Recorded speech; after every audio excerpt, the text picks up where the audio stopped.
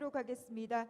이번 강연은 한일 군사정보 보호협정 종료를 시작으로 북한의 연이은 미사일 발사 시험 등 고조되고 있는 현재의 남북 정세를 분석하고 향후 전망에 대해 경기대 남주홍 교수님께서 위기의 한반도라는 주제로 강의해 주시겠습니다. 우리 레미콘 업계를 위하여 바쁘신 와중에도 어렵게 귀한 시간 내어주신 남주홍 교수님께 큰 박수로 맞이해 주시기 바랍니다.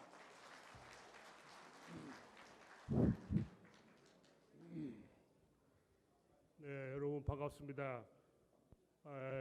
오늘 이렇게 전국 각지에서 오신 회장님들을 모시고 강의할 줄은 제가 몰랐습니다만은 평소에 제가 존경하는 배종 회장님께서 한 달 전에 부탁을 하셔서 아는 건 없지만은 감사하고 기꺼운 마음으로 이 자리에 섰습니다. 여러분하고 분야가 다르겠습니다만은 저는 외교 안보 분야를 전공한 사람이고 이 못난 얼굴을 기억하시는 분이 더러 계시겠지만은 지난 35년간 국방, 통일, 정보, 외교 네 분야에 걸쳐서 조금씩이나마 장차관직을 겪었고 또 경기대학에서 대학원장을 마치고 이제 정년퇴임했습니다. 그래서 조용히 지난 35년을 뒤돌아보면서 여기저기 내외신의 인터뷰도 하고 또 특별 강연도 하고 또 살아가는 옛날 후배 제자 부하들에게 경험담도 알려주고 때로는 칭찬, 때로는 질책도 하면서 시간을 지금 잘 보내고 있습니다. 오늘 이 자리에서 여러분에게 드리는 말씀은 따라서 전체적으로 저의 전공에 관한 것, 예를 들어서 제가 북한만 지금 35년을 깊숙이 들여다보고 공부하고 가르치고 정책을 책임졌던 사람으로서 지금 현재 무슨 일이 벌어지고 있고 이대로 가면 앞으로 어떤 일이 생기고 또 그럼 우리는 어떻게 해야 되느냐. 여러분이 관여하시는 레미콘 공업협회하고 직접적인 관련은 없다 하더라도 국가사회 전반의 흐름, 나라의 갈 길, 우리 애들의 앞날 이 모든 걸 생각한다면은 결코 이 한 시간이 헛되지 않을 거라고 믿습니다. 저한테 한 시간짜리 강의는 굉장히 짧은 시간입니다.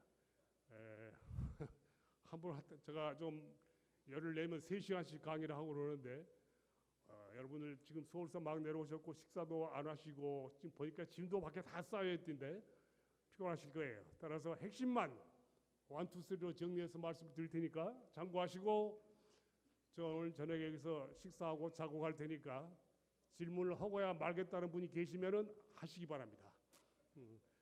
단 저는 때가 때인 만큼 정치 얘기는 일체 안 합니다. 안 하고 못 합니다. 그리고 제가 정치 했으면 벌써 했죠. 근데 성격이 안 맞아서 안 해요. YS 때도 제가 차관 때도 YS가 몇 번 저보고 나가라 그런 것도 싫다 그랬고 MB도 무슨 비례대표인지 전국구 한번 생각해보라 그런 것도 제가 싫다 그랬어요. 즉 적성에는 정치가 안 맞습니다. 저는 정책 중심으로 공부해온 학자고 선비입니다. 오케이, 여기까지 서론. 자, 핵심으로 들어가겠습니다. 바로 제가 이렇게 다 설명할 시간도 없겠지만은 여러분들 앞에서 무슨 얘기를 제가 숨기고 거짓말 하겠습니까? 있는 그대로 얘기합니다. 제가 정보계통에서만 지휘부에 4년을 근무했습니다. 김일성이 죽었을 때 전, 중, 후에 걸쳐서 3년간 북지도부를 보고 있었고 그때 국가안전기획부 대북 담당 특보를 했고 그리고 MB정부 말기에 제가 캐나다 대사로 있었는데 그 당시에 하루아침에 대통령이 캐나다로 전화가 와서 무슨 일이십니까? 했더니 들어오라 그래서 무슨 일이 있습니까? 그랬더니 국정원을 맡으라고 그래서 제가 대답을 안 했습니다. 무슨 뚱딴지 같이 갑자기 무슨 국정원이 내가 캐나다 온 지 얼마나 됐다고 1년밖에 안 됐을 때예요. 그때가 캐나다 대사가 얼마나 좋은 자리인데 그 자리를 골프채 사놓고 써보지도 못하고 1년 만에 들어왔습니다. 지금까지 그대로 있어요. 골프채. 무슨 놈의 팔자가 이거 또 저놈의 김씨일가 부른 이유는 김정일이 죽었다고 부른 거예요, 저를. 그래서 저는 김일성이 죽을 때도 내가 이걸 보고 있었는데 또 지 아들 죽었다고 또 오라 그러고 또 이번에는 그 손자까지 지금 상대를 해야 할 판이니 공교롭게도 저의 이 그 꼬인 운명은 북한의 3대를 다 실전적으로 겪었습니다. 김일성, 김정일, 김정은.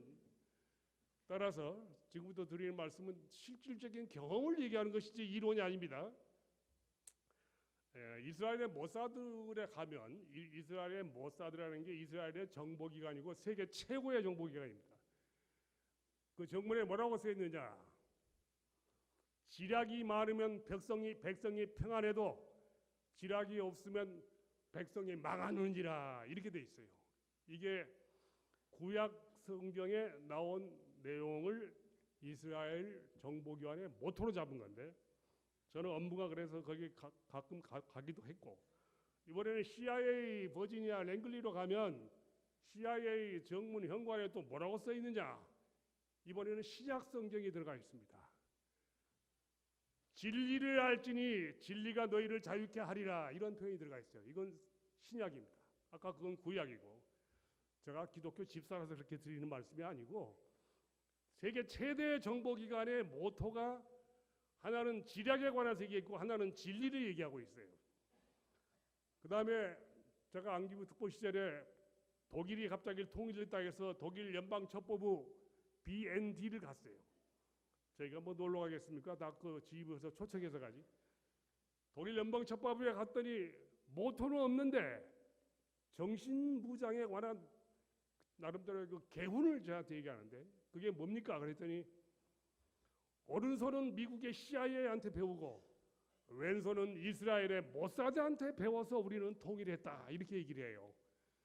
즉 진실과 사실과 현실을 규명해서 지략을 만들어서 나라를 도와줬더니 통일이 됐다 그 얘기예요.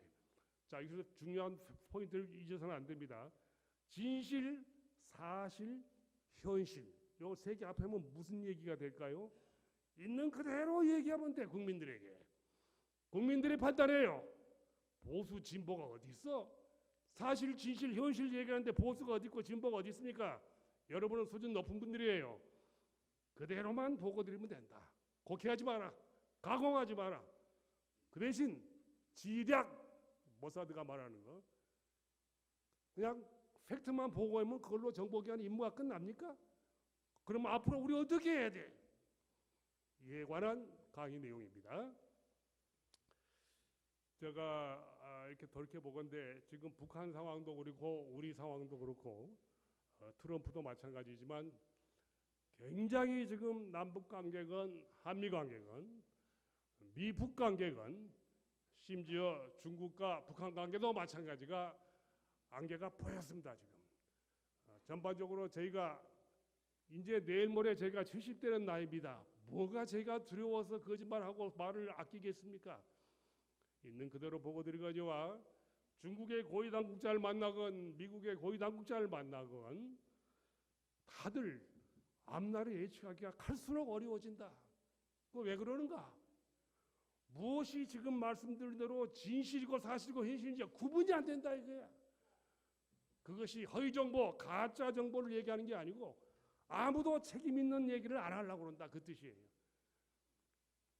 북한에서 내려온 고위 탈북자를 제가 신문한 적이 많습니다.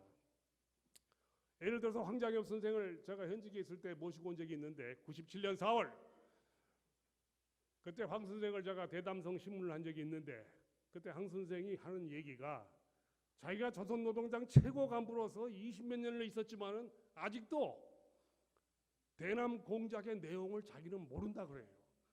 그럼 황장엽 리스트는 뭡니까? 지금 와서 남조선에 와서 황장엽 리스트 그랬잖아요. 그건 뭡니까? 그랬더니 그거 내 내무도 아니야. 내가 그 김용순 동지한테 들은 얘기야 그러더라고요.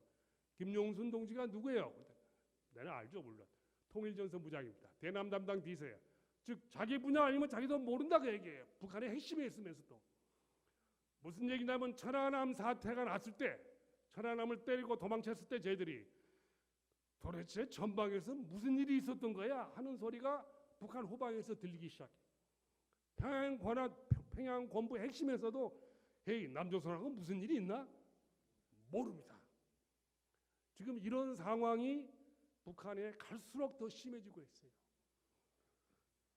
지금 딱 강론을 말씀드리겠지만 과거에 김일성, 김정일 때만 하더라도 어느 정도 행동 양태가 예측이 가능했고 북한 내부의 상황에 대해서 우리가 우리 나름대로 대북 공작을 했고 지금 우리 정부의 대북 감시, 정찰, 정보 공개 공작 능력은 그때하고는 비교가 안 됩니다. 차마 옛날 부하직원들이 열심히 하고 있는 걸 내가 폄훼할 수는 없지만은 걱정을 많이 하고 있습니다.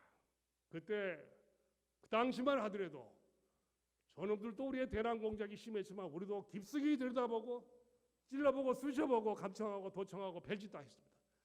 그러니까 김일성이가 어떻게 죽었는지 알았고 김정일이가 어떻게 움직이는지 알았고 무슨 말씀 드리려고 그러냐면 과거의 사고 방식과 행동 패턴에 비해서 지금 김정은이의 노스코리아는 도대체 얘가 어디로 튀는지 지금 우리도 상당히 예측하는데 어려움을 겪을 정도로 북한 내부의 당정군 관계, 전후방 관계 그리고 각종 주요 지휘명령 정보 통신 체계가 크게 지금 흔들리고 있다. 내가 이걸 희망적인 표현으로 쓰는 게 아니고 베이징에서 도쿄에서 워싱턴에서 나오는 얘기들을 종합한 겁니다. 우리가 여러분들도 저보다 연배가 많으시고 훌륭한 분들 더 많이 계시지만 이제 우리가 무슨 얘기할 때 책 보고 인터넷 조사해가지고 얘기하고 그럴 때는 지났어요. 이제는 하늘이 주신 우리의 오랫동안의 이 분야에 훈련받은 탤런트와 재능에 의해서 이제 독자적인 영감이 떠오를 나이이고 이 영감은 거의 직감에 가깝습니다.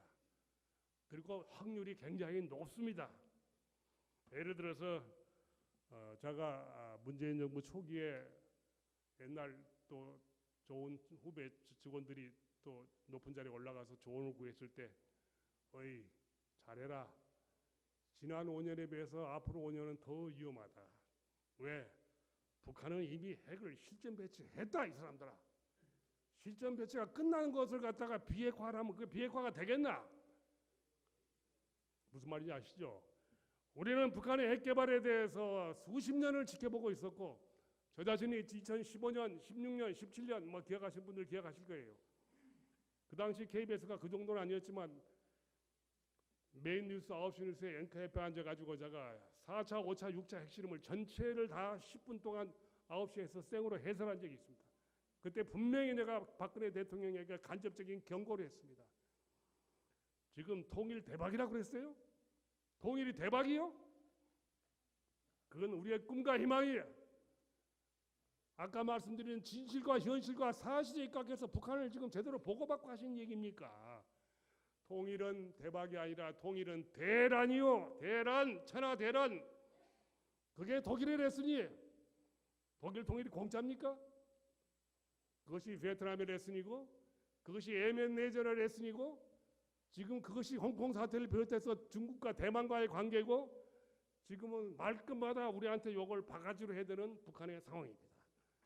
즉 오늘의 북한은 딱 이렇게 싱글아웃식해서 현 단면만 보지 마시고 과거부터 무엇이 같고 무엇이 다른가 왜 같고 왜 다른가를 쉽게 국민들에게 적시에 보고할 수 있는 능력을 갖춘 사람들이 과거도 그랬지만 지금은 더더욱 대통령을 보좌를 잘해야 됩니다. 무슨 말인지도 모르는 소리를 함부로 하면 안 됩니다. 지금 간부들은, 관료들은. 그런 의미에서 어제 국방장관 말하는 건 대단히 잘못한 발언입니다. 제가 국방대학원 교수를 10년 해서 우리 군 장성들 대부분이 저의 제자들입니다. 요즘 뭐 툭하면 대모한다고 난리인데 뭐 저는 뭐 그 충정에 맡긴다 생각하고 얘기 안 하니까. 즉 오늘의 북한을 우리가 어떤 정치적인 편견이나 혹은 고정관념으로 보지 마시고 하나의 흐름을 보면 아, 이 핵 문제는 이미 늦었구나. 김일성이 살아있을 때 핵무장 서두르라. 김정일이 살아있을 때 핵실험 서두르라. 이 표현 보세요. 다 틀립니다. 김정은이 집권해서 핵실전 배치 서두르라. 똑같이 서두르라는데 용어가 다 다릅니다. 김일성이는 개발을 서두르라. 김정일이는 실험을 서두르라. 6번 했잖아요. 그래서 정은이는 실전 배치를 서두르라. 지금 그 실전 배치가 거의 중간 단계를 넘어선 단계입니다. 그래서 요즘 계속 미사일을 쏘고 있는 거예요. 이게 경량화, 다종화, 실전화시키기 위해서 하는 겁니다. 이런 얘기하면 저희가 냉전적 사고방식이고 무슨 보수 인사고 그렇지 않습니다. 그렇게 생각하지 마세요. 제발 그렇지 마세요. 제가 고향이 전라남도 순천입니다. 제가 순천중학교를 나왔습니다. 고향에 있는 친구들한테 이거 설명하려면 대화 자체가 안 되더구만. 아니 이 사람은 모르면 물어야지. 왜 네가 나를 가르치려고 달라지냐. 아예 안 들으려고 그래요. 큰일 났구나. 또 영남에 가서 제가 옛날에 평통 사무처장을 한 적이 있습니다. YS 때. 지금 평통 사무처라고 있죠. 왜? 영남에 가서 무슨 얘기하면 나보다 더 과격해 또. 아니 어쩌다 우리가 이렇게 된 거예요 지금. 다시 한번 CIA 모토를 얘기합니다. 나는 여러분에게 현실과 진실과 사실만 전달할 뿐이니까 여러분이 해석하시되 지략을 잊지 마세요. 그러면 이걸 놓고 우리가 어떻게 해야 되느냐. 북핵 개발은 왜 늦었다고 말씀드리냐면 지금 김정은이가 자꾸 그 애들 꼬마들 시켜가지고 미국 애들 발목 잡고 뭐 체제 보장하라고 그러는데 그 체제 보장이라는 용어는요 김일성이 때부터 나온 얘기예요. 하나도 틀린 얘기 없어. 그거 30년이 넘은 용어입니다. 근데 왜 또 그럴까? 그때 체제 보장은 미국과 남조선의 한미연합군이 북침을 하지 말라, 공격을 하지 말라는 뜻이고 이른바 불가침하라는 것이고 지금 체제 보장은 더 이상 핵무기 안 만들 테니까 있는 핵무기는 좀 인정해 다오. 그게 체제 보장입니다. 미 상하원 몇 명이 왔다고 아까 이거 도착했는데 전화가 왔어요. 서울에서. 그 2일날 하얏트 호텔에서 오찬을 같이 하기로 했어요. 듣고 싶은가 봐. 뭐 내가 가끔 외신하고 얘기하니까. 미국 애들도 이제 그걸 이제 느끼기 시작하는 거야. 아, 얘들 체제 보장이라는 게 먹여 살려달라는 소리가 아니고 남조선 안 건드리고 미국한테 괜히 시비 안 걸 테니까 있는 전술 핵무기 건드리지 말아다오. 이게 체제 보장입니다. 따라서 지금은 이 정부는 대통령이 누구시고 참모가 누구든 간에 정책이 안 한다고 그랬잖아요. 누가 대한민국의 최고 책임자든 간에 이걸 앞으로 어떻게 해야 되죠? 소위 평화를 택하고 핵 인지를 자처할 거요? 아니면 긴장을 각오하고 너 그거 내놔. 네가 원하는 쌀 줄 테니까 얼마인지 줄 테니까 내놔. 이렇게 해야 돼요. 이것을 미국과 일본과 중국과 대화해서 공조를 해야 될 시기고 그것은 지략과 전략에 관한 분야고 아까 박근혜 대통령 때는 그 당시 안보실장 같은 그런 얘기 했습니다만 어이 통일 대박이란 말씀은 우리끼리 사석에서 할 수 있는 얘기다. 국가 전략 차원에서의 최고의 지략은 통일은 대란, 공짜가 아니다. 피와 땀과 눈물의 대가를 지급해야 되고 그것이 진정한 독일 통일의 레슨이고 예멘, 베트남이다. 즉 어떻게 하면 우리가 이것을 위기관리 차원에서 1, 2, 3로 관리를 해야 되느냐. 국가 전략이 위기관리 전략이 돼야 되는데 통일의 희망을 가지고 나가게 되면 이게 우리가 겉돌게 돼 있고 겉돌기에는 5년이라는 시간이 너무 짧다. 박 대통령 때 얘기입니다. 지금 이 정부에 때 했던 얘기는 거기 통일 요구를 평화로 바꿔서 설명하면 돼. 지금 평화를 논하는 건 좋다. 평화를 반대하는 대한민국 국민이 누가 있나? 그러면 평화는 공짜인가? How much? 얼마나 우리가 지불해야 돼? How long? 어느 정도 길게? 그리고 누구의 힘으로? 다시 쉽게 말씀드리면 지금 여러분들이 아주 납세 의무 중에서 굉장히 고액의 세금을 낼 거예요. 저도 퇴임하고 나니까 한 달에 지금 뭐라 그래 의료보험 이제 백수가 되니까 의료보험을 내가 내야 될 거 아니에요. 한 달에 50만 원 냅니다. 제가 지금. 내 그렇게 많이 나올 줄은 몰랐어요. 국민연금만큼 낸다고 누가 그러더라고요. 그래서 아니 내가 연금 몇 프로라도 이렇게 많이 떼가냐. 그랬더니 할 수 없다는 거예요. 그래서 제가 속으로 그래 더 떼라. 그래도 나는 굶어 죽지도 않지만 이걸로 불쌍한 사람 도와준다면 내가 기꺼이 내마. 그러면 통일이라든가 평화라든가를 거기다 대입했을 때 우리가 치러야 할 피와 땀과 눈물의 대가는 어느 정도 될까요? 이것을 국민들에게 박정희 대통령, 박근혜 대통령도 마찬가지고 지금 문재인 대통령도 마찬가지. 적절하게 설명할 수 있는 능력이 있을 때 안보와 통일에 관한 공감대가 형성된다는 걸 첫 번째 메시지로 전합니다. 두 번째, 북한은 이대로 가면 그러면 아무런 변화 없이 우리가 코앞에서 끌려가는가? 제가 한 달 전에 조선일보에서 부탁을 해서 조선일보에 시를 하나 써준 적이 있어요. 그때 읽어보신 분이 계시겠습니다만은 북한은 급변하고 있는가 하는 그런 제목인데, 북한 급변 사태는 94년도 김영삼 대통령 때 그때 제가 안기부에 있을 때 대통령이 직접 전화를 하셔가지고 어이 동독식으로 북한이 망하면 우리 어떻게 북한 급변 사태에 대해서 준비해야 되지 않는가 하는 말씀이 있었어요. 틀린 얘기는 아니에요. 틀린 얘기는 아니지만 그러면 우리가 북한에 대해서 얼마나 정확하게 알고 있다고 생각하느냐. 자, 지금부터 중요한 얘기 나갑니다. 많은 탈북자가 들어옵니다. 과거에 비해서 행편없는 수준이지만 그래도 우리가 북한을 들여다보고 있습니다. 제가 현직에 있을 때 탈북자라고 들어온 사람 중에서 17명이 아이덴티티가 불분명해. 넌 누구냐? 가짜예요. 첩장가. 심지어 극단적으로 해석하면은 이 친구들이 지금 대남 공작이 최고조로 이루고 있구나. 그거 어떻게 해야 되느냐? 이런 좌절 속에 그때 상당히 비상한 각오를 다졌던 경험이 있는데 무슨 말씀이냐면 북한이 망하는 체제가 아니다. 그게 아니고 북한이 변하는 만큼 우리 남쪽 우리도 같이 변합니다. 문제는 변화의 과정과 변화의 방향과 변화의 속도에 관한 건데 우리는 혼자가 아닙니다. 미국이 있고 일본이 있다 그 뜻이 아니고 국제사회에 우리의 입지가 훨씬 강하고 깊고 넓습니다. 북한은 지금 기대고 있는 게 사실상 중국 하나예요. 중국 고위 당국자들하고 제가 빼갈도 많이 먹고 베이징에 조호대에 가서 회의도 많이 하고 그랬습니다. 그 사람들은 공개적인 자리에서 북한에 대해서 건드리면 안 된다. 북조선의 제재를 해제해야 된다.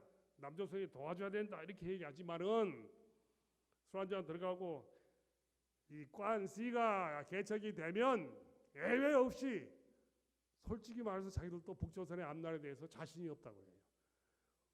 저놈들 우리한테 받아먹을 거 다 받아먹으면서 맨날 우리한테 큰 소리 친다는 거예요.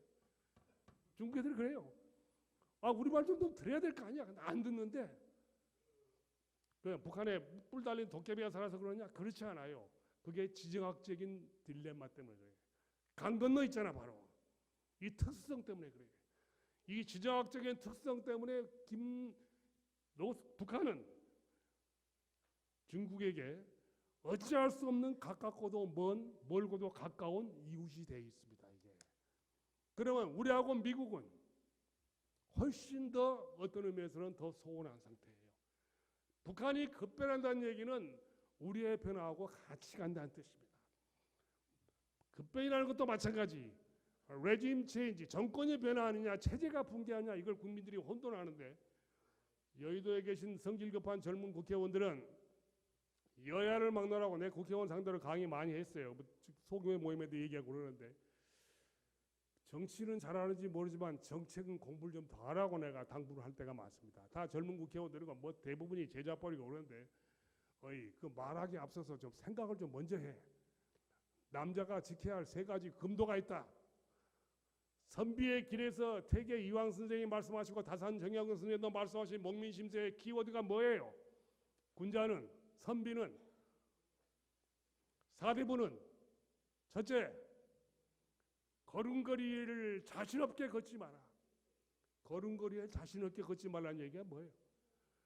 로마의 격언대로 네 걸음걸이를 내가 보면 네가 누군지를 내가 알아맞힐 수 있다. 이런 로마의 격언이 있습니다. 명함이 옛날에는 걸음걸이에요. 로마에서는. 이조의 우리 명제상들은 그 뜻으로 말한 게 아니고 자신 없는 행동을 하지 말라는 거예요. 네가 네 말에 책임질 수 없으면은 목민관 즉 국민을 계도하고 백성을 가르치는 자는 절대로 아무나 시켜서는 안 된다는 게 목민심세의 키워드입니다.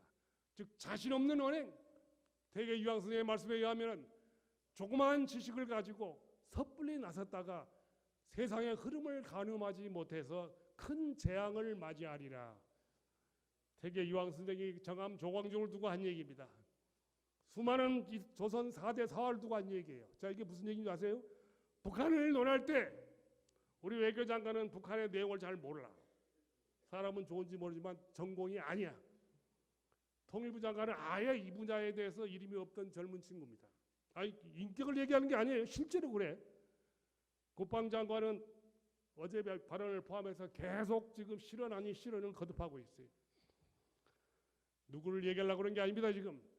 그리고 우리 국가안보실장은 북한 전공이 아닙니다.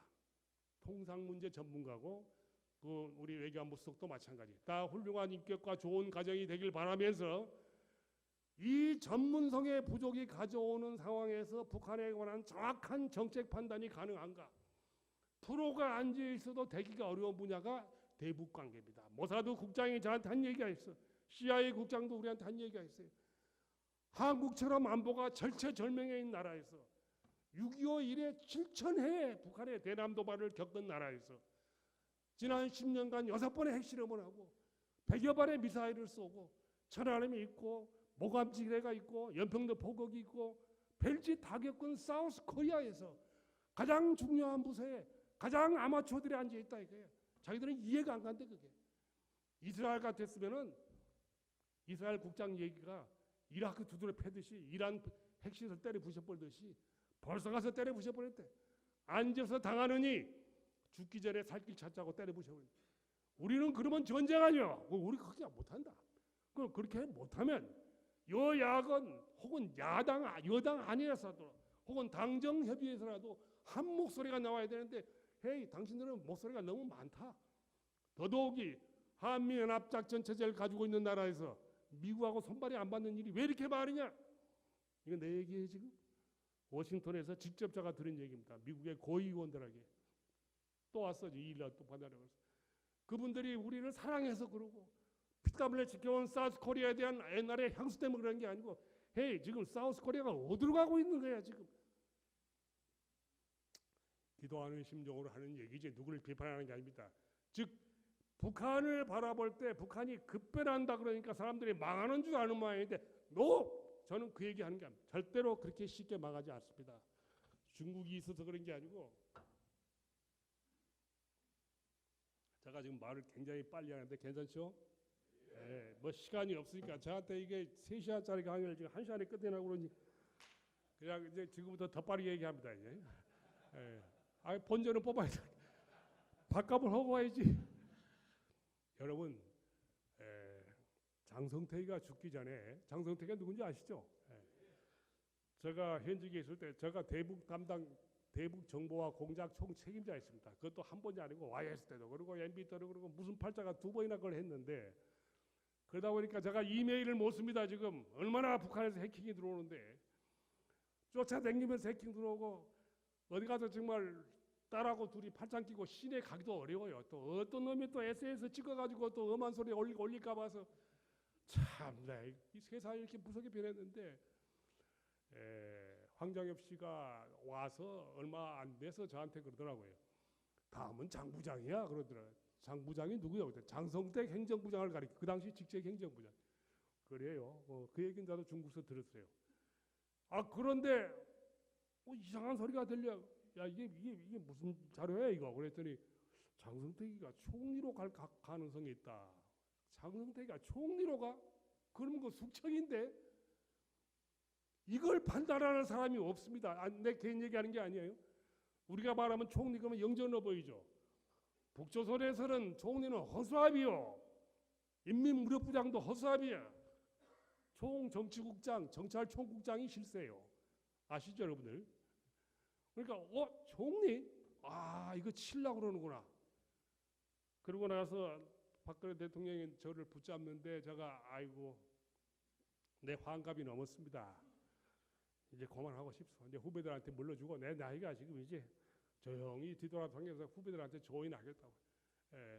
굳이 그 권유하시는 걸 내가 사양하고 나왔어요.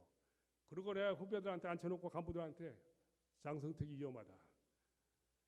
리영호 총참모장을 칠 때 제가 현직에 있을 때인데 깜짝 놀랐어요. 제가 김정일이가 그렇게 부탁한 군은 리동지가 당은 장부장이 책임지고 정은이를 보자라 그랬는데 둘을 갖다가 1년 만에 다 쳐버린 거예요. 이게 이게 큰일 났구나. 이렇게 되면 북한 급변 사태 가능성은 더 멀어집니다. 왜? 대타가 없어져 버린 거예요. 대타가 한마디로 해서 쿠데타를 할 사람도 없고 개혁할 사람도 없고 개방할 사람도 없고 중국 간부들 똑같이 얘기해. 오 마이 갓. 누가 그러면 저것을 대타를 하겠다는 건가? 그러니까 지금부터 피눈물 나는 숙청이 계속 피바람이 일어날 것이다. 그리고 예언하고 나왔는데 아니나 다를까 지난 5년간 김정인 은희가 무려 180명의 당정군 고위 간부를 다 쏴주게 버렸습니다. 여러분 이거 실상을 지금 신문에 한 줄도 안 나는데 뭐 대대장, 연대장, 사단장 즉결 처분이 한두 명이 아니에요. 여러분 이게 지금 고위층만 그래. 인민들은 볼 것도 없고.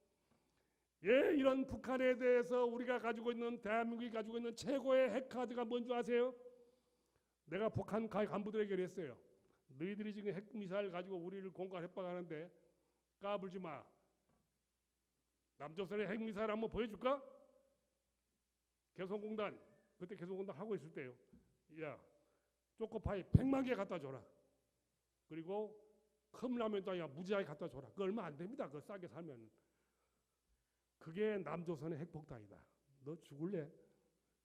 즉 초코파이를 수만 개씩 갖다 줬더니 그것이 개성에 있는 아줌마 부대를 완전히 바꿔놔 버렸어. 그게 평양까지 오염되는 바람에 지금 약간 물 먹고 있는 김영철 당시 정찰국장의 개성에 와서 어떤 놈이 초코파이를 이런 식으로 받아오냐. 달러를 받아야지 초코파이가 뭐냐. 다 땅을 뒤집고 난리가 났어. 남조선의 진짜 핵폭탄이 초코파이, 앤드 컵라면. 그리고 또 하나 뭐 있어요? 내가 미국 의원들하고 대화할 때 한 얘기입니다. 그리고 실제로 미국에서 그 얘기를 활용하고 있고. 진짜 우리가 가지고 있는 핵폭탄은 인권입니다. 인권. 통일을 뭐하러 합니까? 잘 살기 위해서 하는 거예요. 그러면 지금 저렇게 비참하게 인권이 이룬다고 눈뜨고 볼 수 없는 피눈물 나는 그런 참상을 우리가 알지 못하면, 우리가 감싸지 못하면, 탈북자가 여기가지고 굶어 죽으면 누가 통일을 말할 수 있겠는가? 이 문제를 국조공조로 취해라. 국제공조 취하면 이건 명분도 있고 실리도 있다. 지금 국제공조를 우리보다 더 열내고 있는 게 EU, 미국 그리고 UN입니다. 그리고 일본이 그래요. 우리는 지금 쉬쉬쉬하고 있는 거예요. 이건 넌센스고 박근혜 대통령은 당시도 통일준비위원회를 한다고 청와대에서 대규모 세미나를 하길래 그때 핵심 간부에게 인권 문제 얘기했나 했더니 안 한다 그래서 지금 청와대에서 지금 세미나 하고 앉아 있냐 지금 통일 준비하는 게. 여보 독일은 통일이라는 표현을 통일되는 그날까지도 단 한마디도 안 했습니다. 오른손이 하는 거 왼손이 모르게 하는 겁니다. 국력을 배양하고 기업인들의 정신을 고양시키고 세금을 거치게 만들고 애들이 취식게 만들고 경제를 살리고 대한민국이 이 정도의 국력을 유지할 수 있는 능력의 만방이 인식할 때 통일이 되는 것이지. 통일은 남북 정상회담을 하는 거예요? YS가 정상회담 하겠다고 하루는 비상을 걸었어요. 난리가 났어요. 올라갔어요. 부장하고 같이 청와대. 그랬더니 미국의 아무개가 와서 거강 노릇을 해가지고서 정상회담 한다고 카드가 김일성한테 왔대. 마침 그때 카드가 평양에 갔을 때요.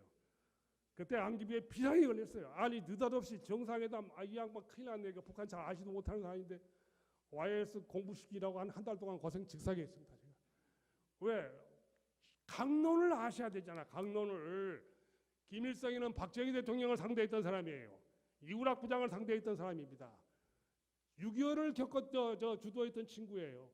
이 백전 이 능구랭이하고 우리가 상대하려면 민주화의 화신 같은 인물 가지고서 할 때는 우리가 잠깐 말씀드린 모사드의 지략 대통령한테 마키아벨리가 되라는 얘기 아니고 최소한의 강론은 알고서 들어가셔야 돼요. 얼마나 우리가 마음고생했는지 몰라요.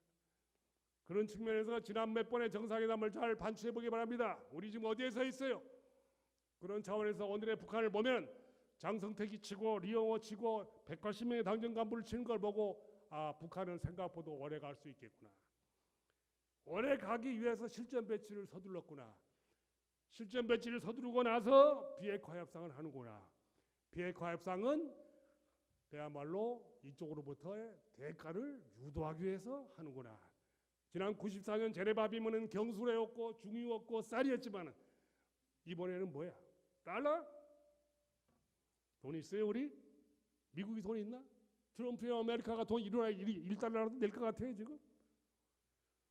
도대체 어디까지 우리가 지금 이런 구체적인 팩트를 아까 말씀드린 대로 진실, 현실, 사실을 국민들한테 보고를 하지 않으면 안 되느냐? 진보 보수를 따지지 마세요. 여러분들이 잘 관추해 보시기 바랍니다. 즉 소결론은 북한은 생각보다 오래가는 체제다. 이 얘기는 남북 간의 위기는 생각보다 오래갑니다. 박정희를 헷갈리는 박근혜 대통령은 우연히 내가 마주쳤을 때 한마디 해준 적이 있어요. 남북 관계는 최상일 때도 긴장 상태고 최악일 때는 전쟁의 공포 분위기까지 도는 게 남북 관계입니다. 알고 계시지? 그러나 실감을 못 하실 거예요. 여러분이 업무 일선에 딱 들어가 보면 예를 들어서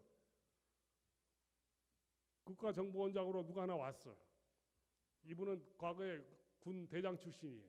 그래서 제가 독대에서 이마저마하니 이마저마하다고 딱 한 5분도 안 됐어. 그 얘기 했더니 눈이 땡그레지더니 야 이런 것도 있어 그래.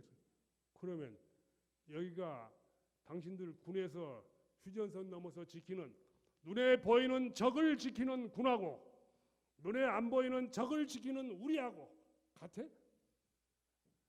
적에 보이지 않는 적을 지키는 우리 전선을 대공전선이라고 그러고 눈에 보이는 적을 지키는 유니폼은 유니폼대로 지키는 적을 휴전선이라 그래. 지금 두 개의 전선이 어떻게 돼 있어요? 여러분이 판단하시기 바랍니다. 따라서 대공전선이 무너지면 내부의 적이 창궐하고 휴전선이 무너지면 그건 전쟁이고. 자, 이 상태에서 지금 북한이 어디로 가고 있냐를 묻기 전에 우리가 어디에 서 있냐를 같이 묻기를 바란다는 것을 말씀드리는 겁니다. 보이지 않는 것을 믿는 자는 믿는 것을 반드시 보게 되리라는 마틴 루터 목사의 500년 전의 메시지가 여기에 유효합니다. 마틴 루터 목사가 500년 전에 19개 조항을 성당에 베르바에 붙여놓고 개신교를 만들었을 때 선언했을 때 보이지 않는 것을 믿는 자는 믿는 것을 반드시 보게 되리라 이 뜻입니다. 하나님 눈에 보여요? 안 보이지. 그러나 믿어. 그러면 네 가슴속에 들어있다 그 뜻인데 자 이건 뭐 성경 얘기하는 게 아니고 지금 남북관계 적용해 보면은 눈에는 보이지 않지만 북한의 위기관리 능력은 우리의 위기관리 능력 못지않게 굉장히 단련돼 있고 일관성이 있고 그리고 쟤들은 홀로 서기가 아니다. 중국이 딱 버티고 있고요. 일관적이다. 3대를 걸쳐 계속 이어지고 있다. 단련되어 있다. 단련되어 있다는 표현을 직설적으로 여러분 최근에 나온 A시도 한번 들어볼까요? 우리한테 뭐라고 그랬어요 지금? 소머리 대가리인지 무슨 그 용어를 처음 들어봤어요. 삶은 소대가리가 또 뭐야? 난 삶은 돼지머리는 나 봤어도 삶은 소머리는 내가 본 적이 없는데 이런 악랄한 표현을 나중에 영어로 해석이 안 돼. 외신 기자한테 설명하려고 하니까 이걸 뭐라고 영어로 해야 돼? 창피해서 못합니다. 그러면 북한은 너나 깜짝하지 않고 그 얘기를 반복해. 이것이 위기관리의 단련성을 얘기하는 거예요. 남조선은 뭐라고 욕을 해도 결국은 오라면 오고 가라면 가게 돼 있다. 정상회담의 3번의 결과가 그렇게 돼, 4번의 결과가 그렇게 돼 있습니다. 여러분에게 간곡하게 호소합니다.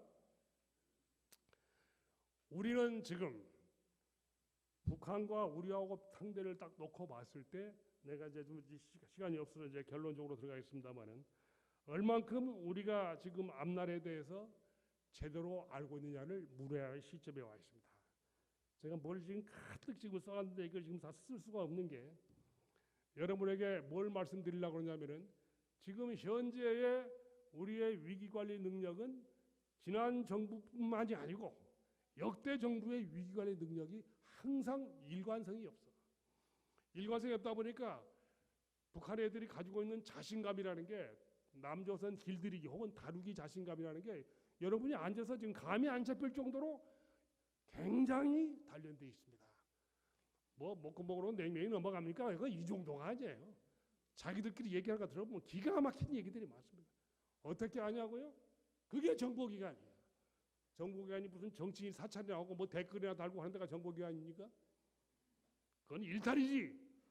우리 고유의 업무는 대한민국을 지키는 이 몸 안에 국가가 있다. 우리가 정보기관의 위기관리의 전병이고 대공전선의 선봉인데 여기서 무너지면은 휴전선은 지키나 마나. 그런 차원에서 보건대 이제 결론을 들어가겠습니다. 1, 2, 3로. 첫째, 큰 정세의 흐름으로 봤을 때 특히 여성 지도자분들도 몇 분 계신 것 같은데 여성분들이 그 전쟁에 대해서 굉장히 민감하시던데 저는 핵실험 6번 다 해설을 하면서 국민들에게 꼭 마지막에 사족을 다룬 내용이 있습니다. 기억하시는 분들 계실 거예요. 전쟁은 그렇게 쉽게 안 납니다. 앞으로 어떤 일이 발생해도 전쟁 공포증에 시달리지 마시기 바랍니다. 전쟁 공포증은 우리 못지않게 북조선 간부들도 시달리고 있어요. 자기들도 알아. 지금 6.25식으로 싸워서 이길 수 없다는 것을. 싸우면 자기들도 성치 못한다는 것을. 도대체 통일 그러시는데 통일은 우리에게 이미 전례가 있고 사례가 있고 역사적 교훈이 있기 때문에 있는 그대로 인용할 것 같으면 통일은 상당한 피와 땀과 눈물의 대가가 수반되는 대장정 그야말로 롱마치고 아직 멀었습니다. 아마 우리 살아생전에 될 것 같지는 않아. 지금 홍콩을 보세요. 누가 지금 국민들에게 통일 내일 모레 된다고 통일 기금 만들자 그러고 통일 항아리 만들자 그러고 통일 새 만들자 그러고 지금 별 사람들이 다 있던데 이 사람들이 다 더위를 먹어서 그러나 태풍이 자주 와서 그러나 참 통일을 하고 싶거든. 지금 당신들은 북한을 정확하게 알고 있느냐? 첫째. 둘째, 통일을 알고 싶거든. 우리가 지금 그만한 역량을 갖추고 있느냐? 셋째, 통일을 알고 싶거든. 북한과의 물 및 혹은 공개적인 교류 협력 및 비선 특수 접촉이 정상적으로 가동되고 있는가? 또한 통일을 알고 싶거든. 국제사회의 공조를 확고히 뒷받침하고 들어가야 되는데 지금 어떤 걸 갖다 대입해도 현재로서는 우리에게는 모두가 다 난제 중에 난제입니다. 지금은 뇌실을 기할 때이지 겉돌 때가 아니다는 것을 말씀드리면서 안보 분야는 전쟁은 아니지만 위기는 지속되고 저는 이건 여러분에게 좀 걱정스럽게 한마디 미리 예고를 하지만 앞으로 우발 및 돌발 사태 가능성은 계속됩니다. 북한군 내부에서도 우리가 여러 가지 형태로 감청을 합니다. 오발 사고 나가지고 남조선에서 그냥 바로 반격이 들어올까 봐서 조바심하는 경우가 가끔 있고 연평해전과 서해해전, 대청해전 지난날 다 경험을 들게 보면 우리하고 정면 승부를 걸기에는 자기들도 대가가 크다는 걸 알기 때문에 비정면 승부인 ABC 전략으로 나가고 있는 것이고 A. 아토믹 핵 B. 발리스틱 탄도미사일 C. 케미칼 화학무기입니다. 이 세 개는 자기들이 살기 위해서 들고 나오는 고슴도치 전략이었는지 모르지만 이미 이것이 국제 문제화 돼버려가지고 이제 김정은도 어찌할 수 없는 통제 불가능 영역까지 왔습니다. 이렇게 되면 사고 납니다. 결론, 이 다가오는 사고, 우발 및 돌발 사태 가능성에 대해서 우리는 그동안에 여러 번의 정치적인 격변기가 예고되어 있습니다. 지금 서울 광화문 내거리는 걸어다니기가 힘들 정도로 지금 사실상 사상전 상태고 외신에서는 이 사상전을 외신에서는 총성 없는 내정이라고 썼더구만. 정말 비극적인 현상이 진행되고 있는데 여러분 차분한 마음으로 다시 한번 봅시다. 통일도 어렵지만은 전쟁도 어려운 이 위기 상태가 장기화되고 있다. 그러면 우리 경제는 어떻게 되는 거야? 그러면 이 대가는 누가 치르나 지금? 국력 낭비가 아니라 국력 쇠잔, 경제 활성화 상실, 경쟁력 포기, 실업자 양산 이런 것들이 이제 눈에 보이면서 다가올 텐데 우리 들어오는 외신 내용들이 굉장히 좋지 않게 들립니다. 그런 측면에서 여러분에게 마지막으로 호소드리는 것은 오늘 이 배종 회장님 불러주셔서 너무 감사드리고 여러분에게 결론적으로 한마디만 하고 내려가겠습니다. 하늘 아래 전혀 새로운 일은 없습니다. 그리고 국가 경영은 내셔널 매니지먼트라는 영어의 표현은 우리 지략으로 말씀드리면은 크라이시스 매니지먼트입니다. 위기 관리입니다. 위기 관리는 아무나 하는 게 아니야. 이승만 대통령이 냉신 여러 가지 위협 중에서 왜 그 당시에 새로운 인물을 쓰지 않았습니까? 하는 질문을 던지니까 그러면 논밭에 있는 농민들 갖다가 장차관 시키랴? 뭘 알아야 할 거 아니야. 미 군정에서 미 극동군 사령관 했던 메가더 장군이 쓴 회고록을 보면은 당장 2차 대전이 끝나고 나서 일본이 폐가 되고 군정을 해야 되는데 쓸 사람이 없어가지고 결국은 일본군 간부 출신들을 쓸 수밖에 없었다 하는 고백을 했는데 그걸 그대로 인용하는 게 아니라 처칠과 서해 유성룡 선생의 말로 끝내겠습니다. 나라가 살려면 우리가 그야말로 기사회생하려면 철저하게 한번 망해야 된다. 이게 처칠의 발언입니다. 우리가 철저하게 파산하지 아니하면 미국이 우리를 도와주지 않는다. 처칠이 루스벨트를 설득할 때 썼던 편지에 있는 글입니다. 서해 유성룡 선생이 징비록에 산 표현이 있어요. 보세요. 내용을. 천찬 표현이 여러 번 나옵니다. 천찬, 하늘 천자, 찬, 기도하는 심정. 하늘이여 도우소서, 하늘이여 도우소서. 이제 내가 인력으로 할 수 있는 것은 아무것도 없습니다.